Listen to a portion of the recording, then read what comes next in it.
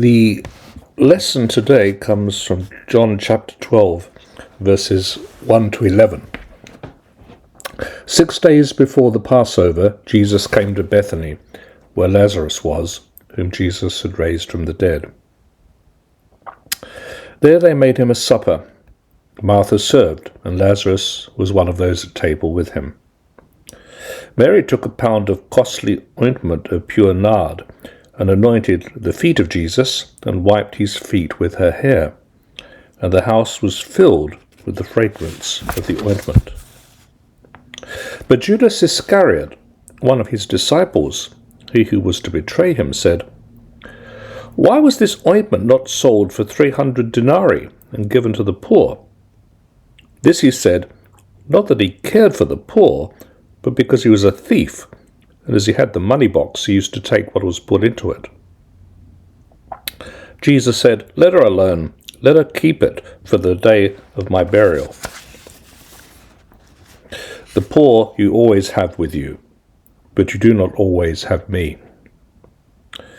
When the great crowd of the Jews learned that he was there, they came, not only on account of Jesus, but also to see Lazarus, whom he had raised from the dead. So the chief priests planned to put Lazarus also to death, because on account of him, many of the Jews were going away and believing in Jesus. Well, Passover would occur on the Friday, so Jesus is in Bethany the previous Saturday. We don't know for sure at which house he is, but he's with Mary, Martha, and Lazarus, so it's most likely in their home, since Martha is serving at table. Jesus has raised Lazarus from the dead when he stood outside the tomb, and now, at an intimate gathering over dinner in Bethany, the room in which Jesus is to eat becomes in effect a tomb in which his body is prepared for burial. This is an intimate scene of insiders, of Jesus, Mary, Martha, Lazarus, and the disciples in the Johannine story. And of course it has Judas as well, as we'll find out. So it has those who are close to Jesus and the one who will betray him. No matter how intimate the situation at this stage of Jesus' priestly ministry, there's always a dark element. There are those who know that he is the resurrection and the life, but at the same time, the whole story is a foretelling of Jesus' death. As I say, Martha, it's entirely characteristic. She is serving at table, while Mary involves herself in an intimate relation with Jesus.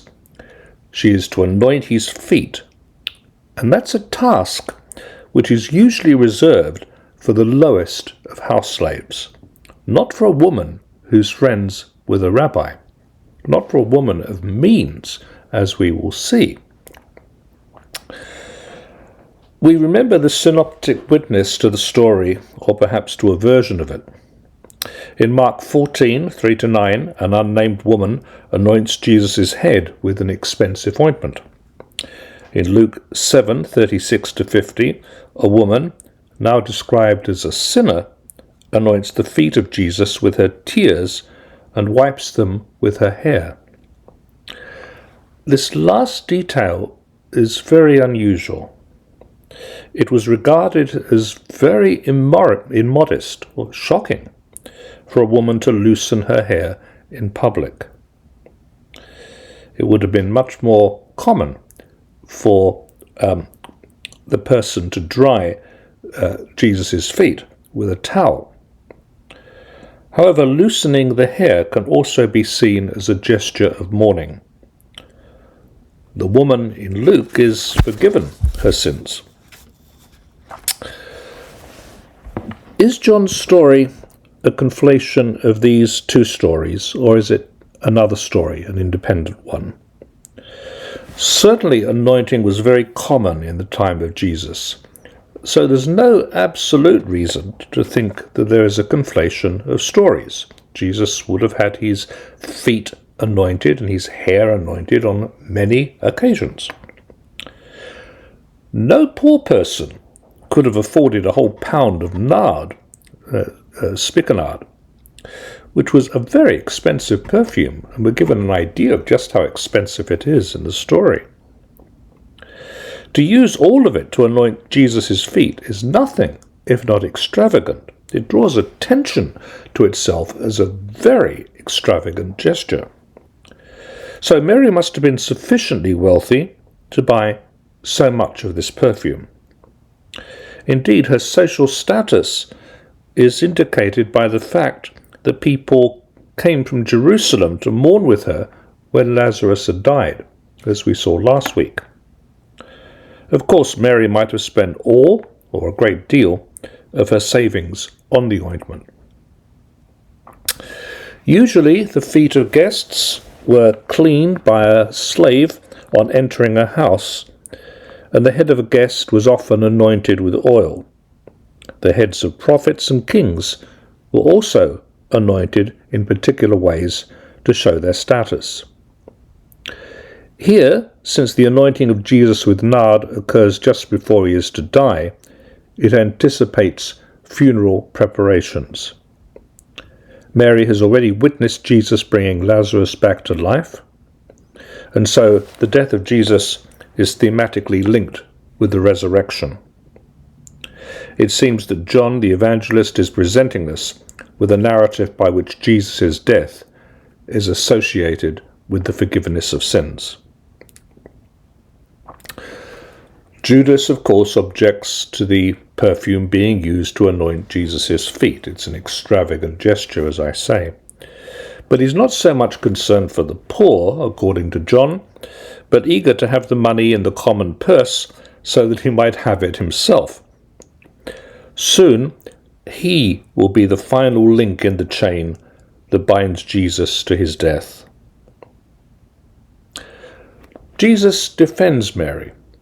He says, "Let her alone. Let her keep it for the day of my burial." And this is a bit odd.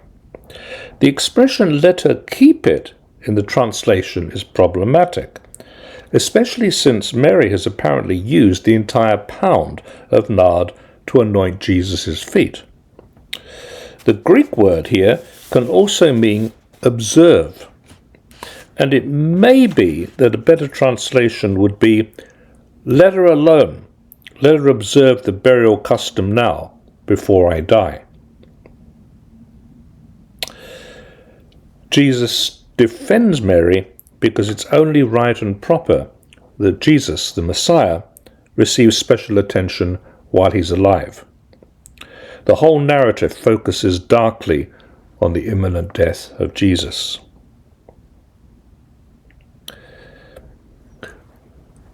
All kinds of people come, as it were, to see Lazarus, because Lazarus has been raised from the dead.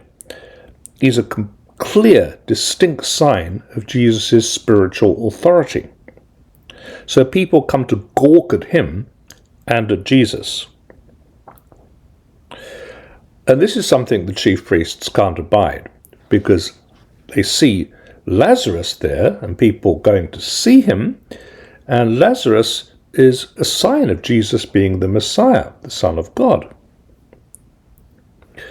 The Jews who've heard about the restoration of Lazarus to life, not those who actually saw the miracle, plot to kill Lazarus.